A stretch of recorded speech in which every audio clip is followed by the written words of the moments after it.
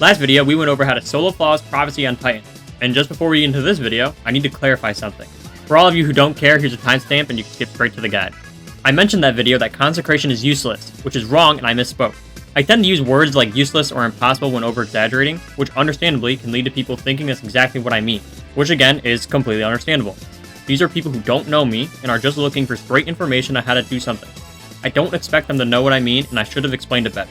So sorry about that, and here's what I actually meant. Consecration is one of those aspects that doesn't necessarily do a ton for the player in comparison to Soul Invictus or Roaring Flame. Consecration is an aspect that strictly clears ads and doesn't buff the player or team in any sort of scenario. Yes, you could argue that ad clear is a big benefit, but when we already have such powerful options at hand like Sunshot, any weapon with Incandescent or Volt Shot, or literally anything that can proc ignitions, I don't ever see a reason why you'd pick Consecration over these other two options, besides just to have fun or look cool. And I'm not trying to shit on anyone's parade here. Consecration is a sick-ass ability, and I used it a ton when it first came out because it was awesome. But when you're playing an activity where survival and doing good damage is mandatory, I will never run something like Consecration. Unless I'm just there to have fun and I'm not trying super hard. Basically what I'm saying is, Consecration is the worst aspect out of the three. Another reason for that is because a big issue with Consecration is that it uses up your powered melee charge, which is a huge foundation block of the Solar subclass for Titans, and being able to repeatedly throw your hammer while using something like Synthocept to finish off heavy ads. Consecration also doesn't imply any other benefits besides the massive AoE ad clear, which at the end of the day means all it's used for is ad clear, and can't necessarily enhance the user and their abilities. Sort of like Gunpowder Gamble, except Gunpowder Gamble is a whole nother ability added on top of your grenade, aka infinitely better than Consecration. On the other hand, Soul Invictus is a free proc of Restoration, makes your super last longer when sitting in Sunspot, and gives you a faster ability regeneration just by sitting in a Sunspot. And then Roaring Flames is just a ton of free extra damage for your super and solar abilities, which they hands down must have for a solo environment. Consecration, no matter what, in my opinion, will be the worst aspect out of these three, until it either gives the player some sort of damage buff, healing, or ability regeneration, and that's that. Again, for this case specifically being Prophecy, a super outdated dungeon, which allows one-phase possibilities in solo, it doesn't really matter what you end up running, as long as you know how to keep yourself alive and do damage, to run whatever you want. But I do want people to understand that running something like Consecration in a dungeon like Ghost of the Deep or Warlord's Ruin, which are actually kind of hard, will probably be more hindering than helpful. So once again, sorry for dissing Consecration, it is completely viable and I misspoke. But until it gets some sort of buff, I still think the other two aspects are miles better. Alright, now that I got that out of the way, let's move on to what subclass we're going to run and what kind of weapons to expect for each encounter. Obviously we're going to be running Well of Radiant. It's the easiest and most brain-numbing option out there to give you the best odds of staying alive and doing great damage altogether. Alongside Well, we're going to be using Karnstein Armlets to keep yourself alive by proccing Restoration 1 or 2 by either getting a melee kill or finishing an enemy. And then for our weapons, we're going to be using Dragon's Breath and a Fusion Rifle for the first encounter, any sort of ad clear for the second encounter, and finally, for the third encounter, we're going to be rocking Leviathan's Breath. But really, any sort of good damage works since the dungeon is so power-crept to run whatever you're most comfortable with. You don't need to run anything I mentioned here. This is just what I happen to run, and all these items are pretty accessible to newer players. For the first encounter, like we just mentioned, we're going to be running Dragon's Breath and a good Fusion Rifle in our first slot, like Riptide or Scatter Signal. Then for our second slot, we're going to be using any sort of solar weapon, so we can keep our Restoration and Radiant buffs up mid-encounter by pairing Ember of Empyrean with our subclass. Our solar weapon is going to be used for making Orbs of Power with our Siphon mod on our helmet, which will be making armor charges extremely easy to get. The only thing you really have to worry about in this encounter is getting flung off the side by the boss, or blowing yourself up with Dragon's Breath. But if you stick with how I play later in the video, you should be completely fine. Also make sure to not let the Scions duplicate too much, or else you'll end up getting overran. The second encounter is the same exact loadout, except I ended up running fixed odds instead of Dragon's Breath. This is a solar LMG, which allows me to keep my Restoration and Radiant up, while killing the ads at ease. There's not much to say about this encounter, except make sure you don't let the Hobgoblins shoot you too rapidly, or you're going to lose a lot of your health. Also, make sure not to fall in the little cracks in the arena. At the end of the encounter, you're going to have 2 mini-bosses you have to fight. Don't be scared by their health bar, they're very weak. Then for the final boss, I decided to swap to Leviathan's Breath to do damage from a decent range, but you can run whatever you want. I'll show you my Leviathan's Breath loadout later, and you can easily secure a 2-phase. In this encounter especially, you want to keep up on your restoration timers, because the ogres that spawn in after depositing can ruin your run if you're not careful, so make sure to kill them immediately. Besides that, make sure you don't die from not being inside the boss's little ring that makes the debuff go down. You have about a second or two of grace period once it hits 10x, and then you'll instantly end up dying. Okay, let's move into the loadout setup and how I built my class for this dungeon, and then we'll move on to the real phase examples so you can see exactly how I beat this dungeon on Warlock. Alright, so first we're going to go over our subclass. Obviously we're going to be rocking Well of Radiance. For your class ability, I like Phoenix Dive for most of the encounters, except final encounter I do swap to Healing Rift. Phoenix Dive is just like a panic heal. You don't get stuck in an animation where you're going to throw your rift down. While you do get stuck in the animation of actually falling down and, diving. But this is more mobile. You're not going to die as often using Phoenix Dive as you would maybe casting your healing rift. So it's just personal preference. Most of the time, you're not even going to need a rift because you're going to have restoration procced, or restoration times to be procced from your current scenes anyways. So it's just up to you. You could even run Empowering Rift if you're really feeling ballsy. So pick what you want here. I'm going to run Phoenix Dive for most encounter, and then the final encounter I'm going to swap to Healing Rift. Or I'm going to recommend swapping to Healing Rift. The glide is up to you. I think Burst Glide is the best. I like it. It's the fastest in my opinion. Personal preference. Incinerator Snap, for the most part, is just straight up better. You have a smaller cooldown. It's instant, basically instant. And I think you can proc Ignition faster off of it. I might be wrong about that. Don't take my word on that. But Celestial Fire is ranged. Like, yes, Incinerator Snap is ranged too, but this is like actually ranged. This could be used on the final boss to start Revitalizing Blast if you're using this in Season of the Wish. So up to you. I'm still going to rock Incinerator Snap just because this dungeon's power crept and you don't need to min-max nearly as much. Then we're going to move on. I'm using Fusion Grenades. Super small cooldown. They do a lot of damage, especially if you're using Touch of Flame. But Healing Grenades, if you're running Touch of Flame as well, will instantly give you Restoration times 2. So if you can't proc current scenes for some reason, then Healing Grenade is a really good backup. If you're just going for straight survivability in Solo Falls, use Healing Grenade. I'm going to run Fusion Grenades for extra damage. I'm running Icarus Dash just for mobility. Doesn't really give you anything else that's useful. You could run Heat Rises if you want to do like a Sunbraces loadout. I find Heat Rises to be more limiting than it is helpful, unless you're using Sunbracers. So I would use these in like harder dungeons where you need the extra damage off of Sunbracers or add clear off of Sunbracers. But since we're in an older dungeon, I'm just using Icarus Dash. I like the mobility. I like getting around fast. I like to be able to complete encounters fast. It's also nice to get behind cover, so up to you. But I'm going to recommend just using Icarus Dash if you like Heat Rises. That's cool too. Touch of Flame, you should always run this. This will just buff your grenades. Healing Grenades will give you Restoration times 2. Your Fusion Grenades will explode twice, etc. You can read through the rest if you want to run any other grenade. Then for Fragments, Ember of Empyrean, Solar Weapon or Ability Final Blows will extend your Restoration to Radiant. You must have this on if you want to stay alive and keep your Restoration up the entire time without re-proccing current scenes. This is the only thing I'm going to fully recommend you keep on the entire time to never switch this off. And honestly, most of the other fragments aren't that useful. They're useful. Like, don't get me wrong, they're useful. They're not that useful compared to this. Make sure you put that on. Ember of Torches, Power Melee has to give you Radiant. Very, very useful as well. Helps you proc Radiant immediately. And then you can keep it up with your Ember of Empyrean shooting stuff. Ember of Ashes, you apply more Scorch attacks to targets. Easy. Ignition comes around faster. Ember of Singeing, your class ability recharges faster when you scorch targets. These go hand in hand. You can swap these two out if you want. Ember of Mercy is fixed now, I think. It's where you pick up Fire Sprite and you get your Restoration back. The Restoration timer used to bug out and reset it back to 2 seconds. If you want to run Ember of Mercy as well, you can run that. Very, very viable now. Very, very useful in harder dungeons. You won't need it as much in these older ones. I will quickly show you my armor setup. All these mods will stay the same, except for maybe your resistance mods, depending on what you're fighting. These will become void if you're using Leviathan's Breath or whatever else you're using. The surges are just interchangeable. And then if you're using Leviathan's Breath, you're putting on one void loader mod. Everything else stays the same, though.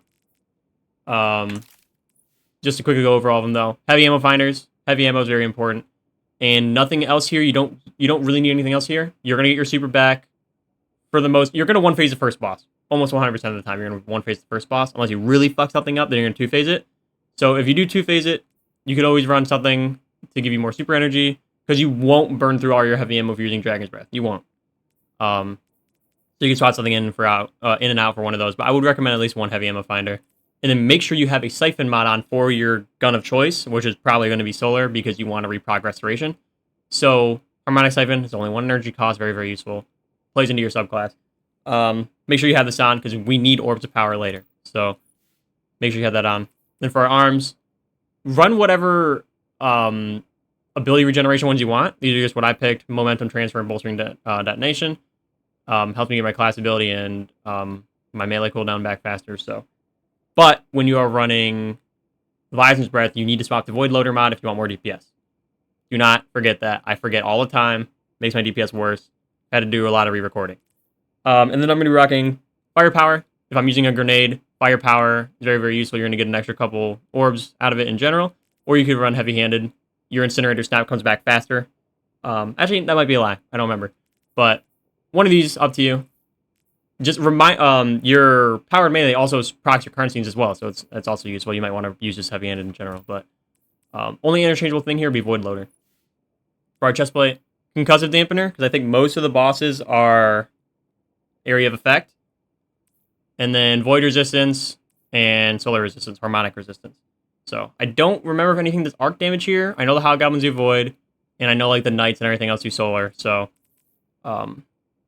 I have a hard time remembering exactly what all the enemies do damage-wise, but Surges, run whatever your heavy weapon is you're putting on your Surges. So I'm using Solar for Dragon's Breath, and then later I'm using Void for Leviathan's Breath. If you don't want to use Leviathan's Breath, you can always use a Linear, swap these to whatever you want. Also, if you don't want to run 3 Surges and you always run out of ammo, put on it 1 Scavenger, no more than 1 Scavenger, and then you don't have to swap boots mid-encounter or anything. And then for our bond, two time dilation mods. Nothing else here is super, super useful. They are useful.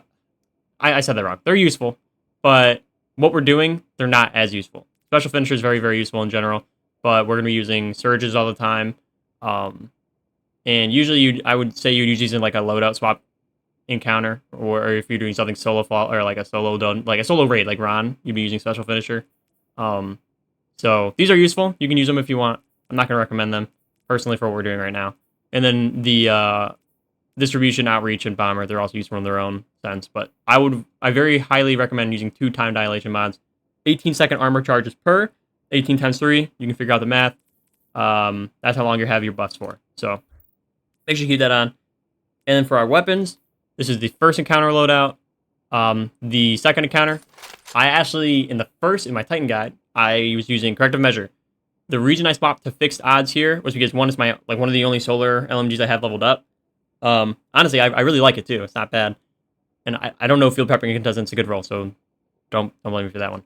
But for Titans, you are getting your restoration just from walking in sunspots. So you can use basically whatever you want. You don't need a solar weapon, although it's very, very useful. And for second encounter, I'm only using my LMG to do damage. So that's why I'm running this one instead. I like this one. You can't get it anymore. So you can get foam mode, my bad. But find something else that's solar here, you could use it. Or you just don't have to use an LMG, whatever. Then for final counter, Leviathan's Breath. Swap the Void Loader mods, swap the Void Surges. You could also use something for the final boss like Supremacy. Rewind rounds, Connive Tremors, very, very good. Also, the boss is taken. Pretty sure they're all taken. The count is taken, so you could put on Taken Spec instead. Get like 3 point something % more damage or 1.3% more damage. You'll get more damage out of using Taken Spec over Boss Spec. But yeah, that's basically it. I mean, you could go over the artifact if you want. I'm not going to show the artifact just because, well, I mean, I'll show you it, but the artifact isn't needed. You know, Solar Operative, Revitalizing Blast, whatever. So, I think that's it. If I forgot anything, I'll let you know in the comments as always. You can also let me know. I think that's it. I'll see you guys in just a second for the damage phase. Alright, so we're going to start off with first encounter. First encounter is pretty simple. You just grab dark modes, deposit them, grab light modes, and deposit them. Watch out, the Scions, they will duplicate very, very fast. And if you don't keep an eye on it, it will get out of control and you'll probably just end up dying. Start off by getting a finisher. You proc your restoration times 2. Also, there is, I think I explained this in the last video, the Titan one, but I know not everyone's going to watch that. There is like a trick you can do where so we have dark modes right here, right? And we're sitting on the higher platform. If we jump up and like sit in the middle of both of the dark ones, like right in the middle of both of them, as we're falling, if we pop the modes, we can actually get both of them. You don't need to learn this. It's just faster, and that's why you're going to see me do it the way I do. So I end up just cutting my phase in half if you do it right. So like that, boom. If you do it right, you'll get both of them. I don't think I got both of them in this, but I think I ended up doing it for the light. So, just keep an eye out for that. Anyways, finish to get restoration times 2, and then you don't actually need to get finishers anymore. You can just use your solar to shoot them, or if you just get a normal melee kill, your restoration will proc anyways. So it's very, very useful. Just make sure you don't get super close to the boss because he'll just try to knock you out the map, or sit on the edges. If you see him put up a shield and is charging up, is about to do a blast, just melee something so he doesn't send you flying away. You can even melee the boss. Unless you're super low, you probably won't die. There's no sort of swapping you need to do in this encounter. There's not going to be any swapping in this entire guide, so it's really just do it at your own pace. So right there, I get pretty low. Panic Pop, Mind Powered, melee. And see, I think I got them both on light. I can't really see it right now. Yeah, I got both the light ones there. So that's like a prime example on how to do it. You want to pop it as soon as you start falling. And then here I'm running Phoenix Dive. So like right there, he's gonna boot me off the map. If I didn't melee him, he would have sent me off the map, and my Icarus dash would not have been able to save me unless he didn't send me as far as I thought he would have. So we're about to go into damage phase here. There's no Scions alive, or almost no Scions alive, and tonight start off by hitting Dragon's Breath. This is just kind of an unlucky. It's not like an. The spot here wasn't ideal, but it ended up working out in my favor. I had some cover, so just make sure you just not like literally right on top of the boss. You don't want him to send you flying away while doing damage, kind of like this. And then during damage phase, when he puts up his shield, if you want to shoot your rocket, and not hit the shield, just shoot him in the feet because he's gonna stay completely still. So you're gonna Dragon's Breath, then Dragon's Breath, whatever. But once you start your Dragon's Breath rotation, it's Dragon's Breath, then 3 to 4 fusion shots, depending on if you have the Dragon's Breath catalyst or not, and then repeat over and over again. Dragon's Breath, fusion, Dragon's Breath, fusion, Dragon's Breath, fusion. You should be able to one phase this. And if you're playing a Season of the Wish, you're gonna have Revitalizing Blast. You can stick them with your fusion grenade or hit them with a melee. You'll get 15% weakened. So pretty easy encounter. You should be able to one phase them very easily. Although if you're not the greatest at damage rotations, then you might not be able to. No big deal. Be able to two phase them as well. In the guide, I said I'm using fixed odds. Right now I'm using corrective measure because this is my first attempt on the run. And because it's just a straight up ad clear encounter, I didn't feel like re-recording it, so sorry. I do swap to fixed odds in a second though, which you'll see. There's only really two things you need to worry about in this encounter. The Hobgoblins, which Hobgoblins do a lot of damage, and falling off the map. So some of the stages I don't think have holes, but I know there's a couple of them that do. And back in the day when this was I think this was my first ever solo floss, was this dungeon just before Grass came out. I fell in the hole and wiped before, so. And so was my friends. My friends have done it once. Well, at least one of them did. So just watch out for the hole. Be careful. Proc your restoration first. And then, I don't know what happened right there. This was all streamed as well, so you might hear some things, or I might get sidetracked for a second. It's because I was streaming all this. And I stream all my recordings live, so if you ever want to be a part of that, you can come by, whatever. So right here, I'm dragging over my fixed odds. Excuse the interruption. So this is what you should have on normally, is some sort of solar. I like solar LMGs here, so I can keep my restoration up while doing good ad clear.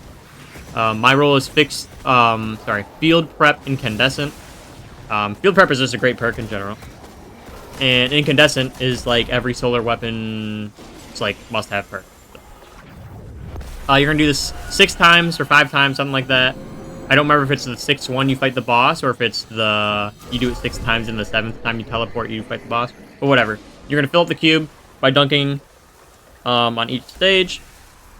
And then eventually you're going to fight the 2 Centurions, Phalanxes, whatever they're called. You're gonna fight them at the end. They're super easy to kill. They look like bosses, but they're very, very easy. So, there's not a lot to say. I'll show this last phase. Remember, proc restoration. Use your LMG to keep it up. Use your melees to keep it up.